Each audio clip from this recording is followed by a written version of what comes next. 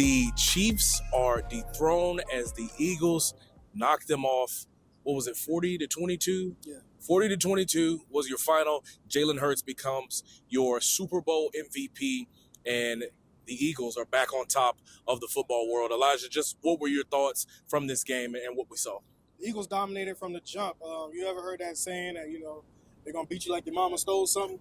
I mean, that's what pretty much happened today. The Eagles felt like the Chiefs stole the first Super Bowl, and they came out there from the kick, ready to jump on the Chiefs, and they did. Patrick Mahomes didn't have enough time to plant his feet and throw downfield. I mean, with Xavier Worthy down there, Marquise Brown a couple times, he couldn't even go through his progression. I mean, if his first read wasn't there, it was pretty much over. The Eagles' defensive line, they did a great job of getting attacking those guards, getting past those tackles.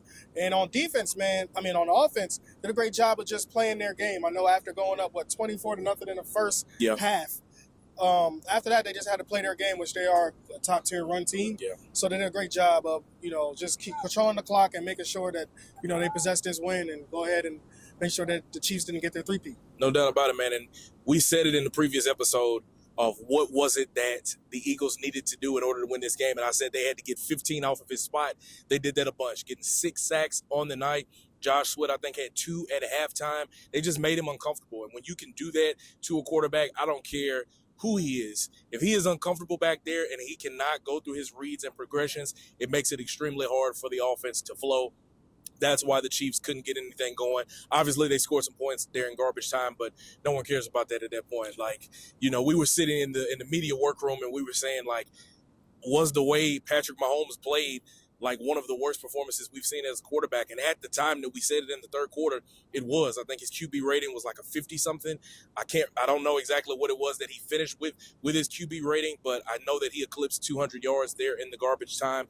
But ultimately, it was the Eagles' pass rush that set them up for so much success in this game. And when you think about what this team could be in the future, I mean, they're going to be reloading all of the defensive front when you come back. Like, so what do you really do if you're an offensive line on any team right now? Like, you're figuring out, like, we got to go get some bookends. We got to go get some guys that can block those monsters up front and make sure that we're taken care of and that we can give our quarterback time, because the Chiefs just couldn't get it done, especially up in the middle. Like we talked about, when you get that pressure in the middle, your centers and guards, that just makes it so hard for the quarterback because he can't step up.